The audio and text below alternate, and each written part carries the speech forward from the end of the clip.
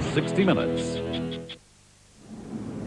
Hope you're enjoying the afternoon trackside and your backside. And right now we've got 15 lads of nose-to-tail action about to get underway. This is the Prix Trophy race for Formula Holdens, Australia's equivalent of Europe's Formula 3000 cars. And to call the race for us, Murray Walker and Alan Jones. Yes, this is indeed open-wheel racing with a difference. We've seen the Formula 1s here at Adelaide. Yesterday we saw an absolutely cracking race with the supercars. Let's hope that this is half as good, and let's establish straight away that the 31 cars on the grid here are a mixture of Formula Holdens, this new 1989 low-cost formula for single-seater cars with V6 Holden 3.8-litre engines, which develop about 300 horsepower if you're lucky. That's a V6 pushrod engine. It's got an electronic management system, an electronic ignition system. But up against the 14 Formula Holdens in this race, which unsurprisingly are at the front of the grid, there are 17 Formula 2 cars. I imagine this must be one of the biggest Australian open-wheel entries for some considerable time. The Formula 2's making up the numbers, but that doesn't mean to say they're going to be racing any less hard. 1600cc engines, 4 cylinders. A good one will develop about 170 brake horsepower. They're only allowed 1 camshaft and 1 carburettor, so there is obviously going to be a considerable performance deficiency. The leading car, the number 1 appropriately, weaving down towards us now, is Rowan Onslow, 24 years old. There's the grid going up. Mark Poole is second, and Rowan Onslow, of course, is the double cams Gold Star winner, the 1989 Formula Holden champion. And as a matter of interest for the aficionados, he is driving an ex-Paolo Barilla Formula 3000 car, the very wealthy pasta manufacturer from Italy who substituted for Pierluigi Martini in the Japanese Grand Prix 2 weeks ago. Next to Rowan Onslow on the grid, it's going to be Mark Poole. He's 26 years old and he's an ex-Formula V driver. He's driving this very, very impressive new Australian-built car, the Shrike, and it is, of course, a Formula Holden car. Indeed, the top 14 on the grid are Formula Holdens. And Alan Jones, you've probably seen a bit more of this than I have. That wouldn't be too difficult. What do you think? Well, Murray, they were obviously introduced into this country to bring on another Formula 1 driver, because in Australia we have a tendency to lean towards touring car racing, and that's not going to get us into, it's not going to get one of our young blokes into a Formula 1 car. So Cam's introduced this formula to try and encourage young guys to go open-wheeler racing in the hopes that they could bring them on and eventually go over to Europe and then go on into Formula 1. And it looks as though they've succeeded. Formula 2s augmenting the Formula Holdens. Number 31 going through your picture there, 46-year-old Wayne Ford, in appropriately a Ford-powered Ralt. 38 there, going through the picture also. 77 is Ray Colenso, ex-Formula V driver. Mitsubishi-powered car. But up front, and I say again, I'm tremendously impressed with the lines, the engineering, the general appearance, the overall finish of the Shrike. And there are 3 of them in this race, one of them second on the grid.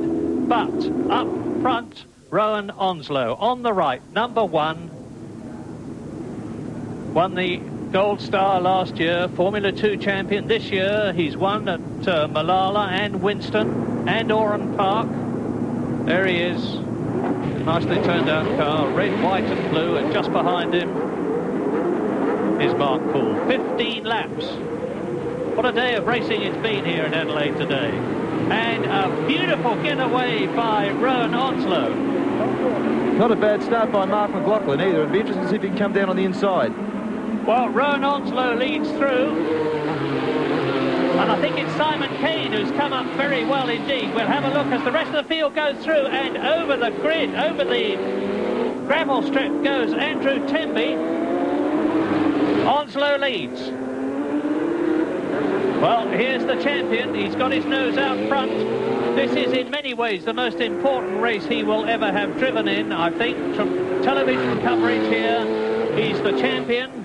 He wants to underline his class by demonstrating that he can win here at Adelaide in front of the Channel 9 cameras, and he's certainly making a great go of it at the moment. First, second, third, and then behind them, a solid wodge of cars. Also, there'll always be that suspicion in the back of his mind that one of these Formula 1 team managers might be out there looking as well. Absolutely. Now, here he is. Rowan Onslow, you can see that he's got quite a considerable lead. There's a challenge for second place. We'll identify it in just a moment as they come towards us now. In second place, it's Mark McLaughlin. You are absolutely right, Alan, in the Australian-built Elfin. In third position, it's Simon Kane in another one of the Rolls. So Onslow leads, and there he is, and there's debris on the circuit there. Somebody has gone off. We'll identify as soon as we can, but meantime, the runners there must be very careful not to pick up any of that debris. Onslow goes over the line, and then there's the gap before. In second place, it is Mark McLaughlin in the beautifully finished Elfin, which has got the same colour as the Leighton House March, aping Formula 1. But Onslow will be able to look in his mirrors very soon on the second lap out of 15 and decide that he's got enough of a gap just to keep things steady. When would... Oh! Well, he's not kept it at all steady. Tony Blanche from New South Wales. Off goes his nose cone. Rule 21 has been shortened considerably. It's a Rule 20 and a half now, and Onslow leads. Well, that Holden engine sounds really crisp and clean. Yeah, they're a deep throaty V8 sound. Oh dear. Here it is. Here is Tony Blanche going off. He leaps over the curb, bounces onto the road, completely loses it, up over the second curb, into the wall, off goes the nose cone, and out of the race he goes. When I first saw that picture, I wondered why he had shunted there, because it's obviously a long way from a corner, but going over those curves in these stiffly suspended cars, that's the result. So we are now on lap 2 of this 15-lap race. In the lead, Rowan Onslow, and Tony Blanche there is motoring gently back to the start. He's got to... Oh, he's very sensible. He's going off the circuit, getting out of everybody's way. Onslow is now starting to make it a bit of a demonstration race as he comes down to and out of Foster's hairpin to complete lap 2. 13 laps to go. There is the order. Rowan Onslow, number 1, leads. Mark McLaughlin in second place. Simon Kane, just 21 years old, ex-kart driver, in third place. In fourth position, it's Sam Astuti. In fifth position, it's Neil Crompton. And making up the order into sixth place, Mark Poole. Mark Poole, where he is, number 21, Alan, is much lower down than I would have expected him to be.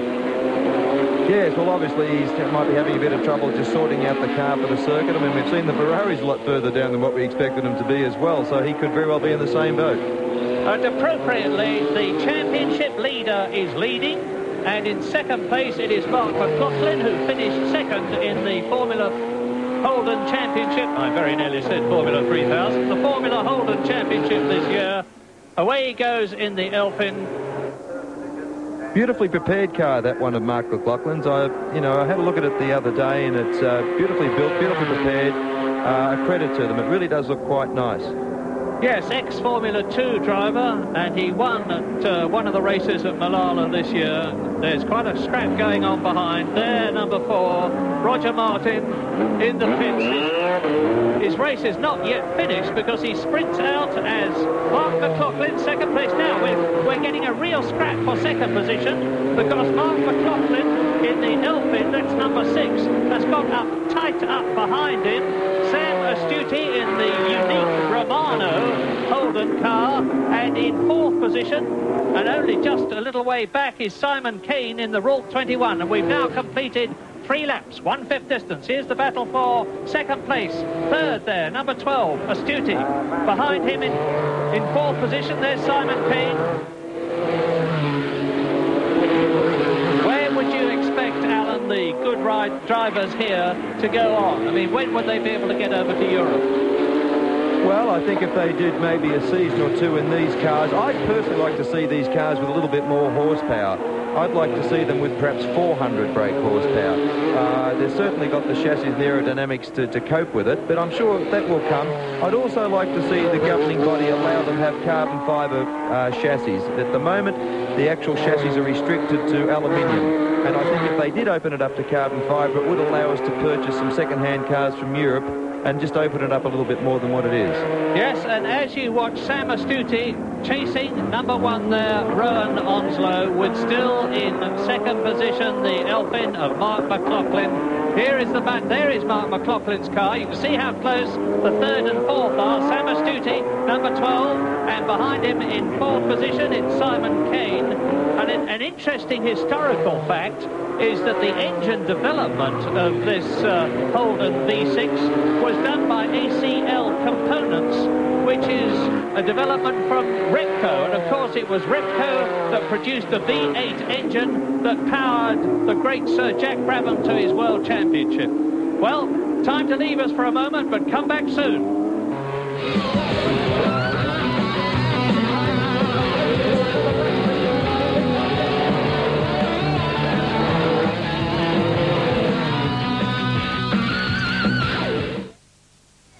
G'day, Dad. What's the dog? Oh, bits and pieces. What's on your mind? Oh, nothing much. Well, sort of. I saw something yesterday I reckon we should have a look at. Uh-huh. Oh, she's hardly done any case, not a scratch on her. She got seat covers. What's a car again? Oh, yeah. I reckon it'd be a good investment. Mum could drive it sometimes. I could pick Jen up from school. It'd come in handy when your car breaks down. It's only £200. And Simcoe's a really good make. It's got good tyres. It's even got a radio. Sorry. Yeah, I hear what you're saying. Yeah? Well, how do we get the money? Well, son, you better start saving. I'll do for you what my dad did for me. Yeah? Yeah. He taught me how to save. Save? That'll take forever. No, it won't. Hey, I promise you, they won't run out of cars. Saving. Remember it? It's still the smartest way your bank can help you with your dreams. Go on, Bob. Tell it again. Okay. It's like this. I walk into the kitchen. There's a cool breeze just teasing the curtains. I pull on the fridge door. The cold hits me like an iceberg. And then I see it. Right up the back behind all the jars and stuff. I reach in. It's like the South Pole to me. I grab it. An ice-cold can of Coke. I pop the top. It fizzes up all nice and tingly on my nose. When that ice-cold Coke hits the back of my throat.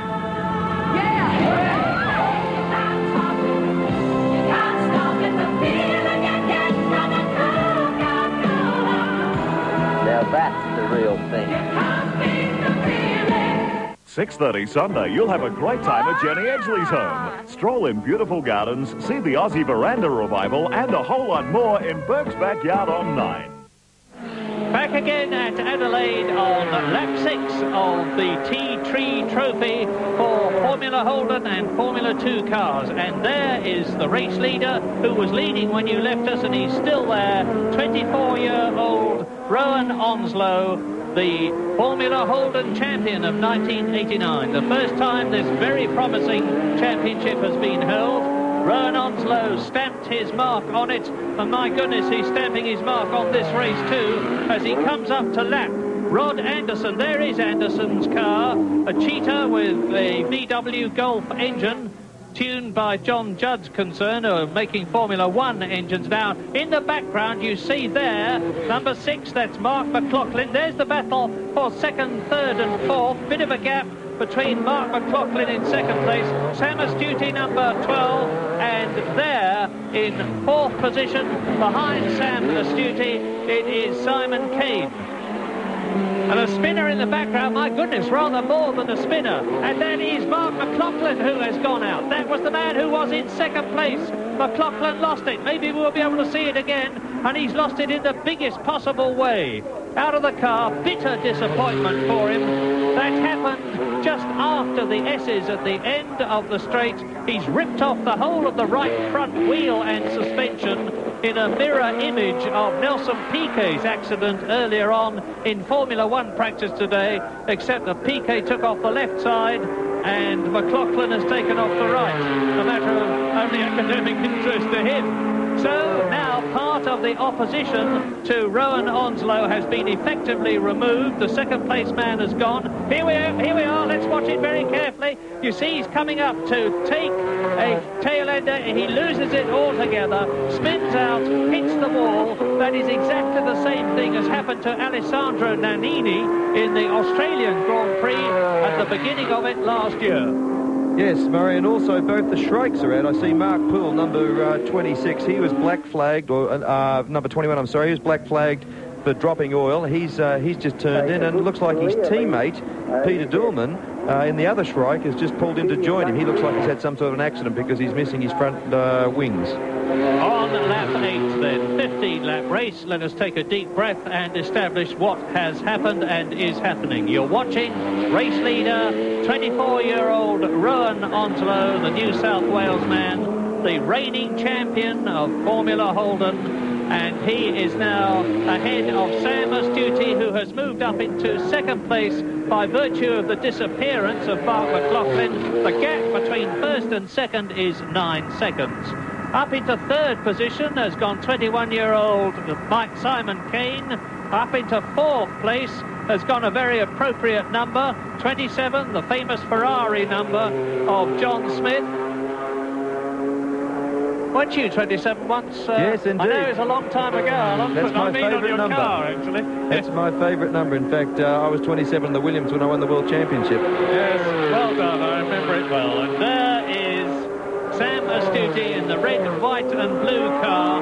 Well, we've got a battle for second position now. There it is before your very eyes. Simon Kane grasping his opportunity to astound the multitude. He's right up challenging for second. That's giving number 1 Rowan Onslow the chance to pull away, because he has got a clear track and these two are almost literally interfering with the others' progress. Come back soon. Success indeed it is here at Adelaide today. Rowan Onslow is still out in front, but the battle for second place continues.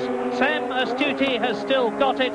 In fact, he has slightly extended his lead over the third place man, Simon Kane. Look for number 12, Astuti. There he is. And in the red car behind him, just pulling out to pass the Formula 2 in front. And both of them lap the Shrike, you can see, with no nose coming up behind them. That's Ian Richards.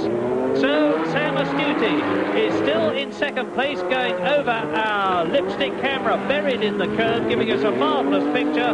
Sam Astuti, way ahead of him, is Rowan Onslow, the 1989 Formula Holden champion. Astuti is coming up to lap 46-year-old Wayne Ford, and who's obviously been racing open-wheel cars a long time. He's lapped him. And now, look back, look for the red elfin of number 6, Mark McLaughlin, in third place.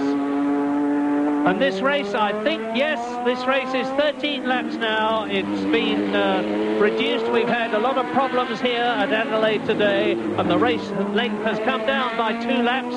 And that means to say that there are only 2 laps to go at the end of this one. You're looking now down on the fastest part of the course, towards the Brabham Straight, as the leader, Rowan Onslow, goes through. And I think he's probably benefiting from the fact that he is driving in the ex-Paolo Barilla Rult F3000 car, a very well-developed, strong, sturdy car. Well, that's right. I mean, he certainly looks to be doing it very, very easily indeed. He's just pulling away as he likes. But there is a good dice going on between Simon Kane and Sam Astuti. Now, Kane got very, very close to Astuti before. He went up on the curb. That must have ruffled him, because immediately after he did that, he missed a couple of gears. Astuti pulled away, but now he's dragged him back in again. So we could be up for another good dice here. Absolutely. Lap 11. 2 laps to go after this. Into racetrack hairpin. Now the long looping left of Paddock Turn, which takes us down to Foster's hairpin. And that will be Simon Kane, number 5 in the red car's opportunity. He takes it.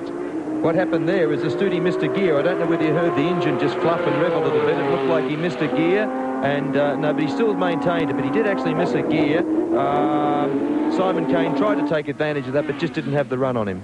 But Alan, while these two are battling for second position and Simon Kane takes it, Simon Kane just drives past Astute. Now he's been trying all through this race, and all of a sudden he makes it look very easy. I think Astute must be in trouble the way he's dropping back. I think he's got gearbox problems. I mean, the way he's dropping back, I heard him miss a change before, which I commented on. When he came out of the hairpin, Kane just passed him too easily, and I think he's definitely having gearbox problems. Yes, look down from the helicopter at the enormous gap now between Simon Kane, number 5 in the Rult, and the unfortunate Sam Astute there in the Romano Holden. He came up through the field from 5th position on the first lap, up into an excellent 3rd place on lap 3. Then he was 2nd on lap 7, held it through to lap 10, and now he's sliding back. And there is the race leader, champion Rowan Onslow.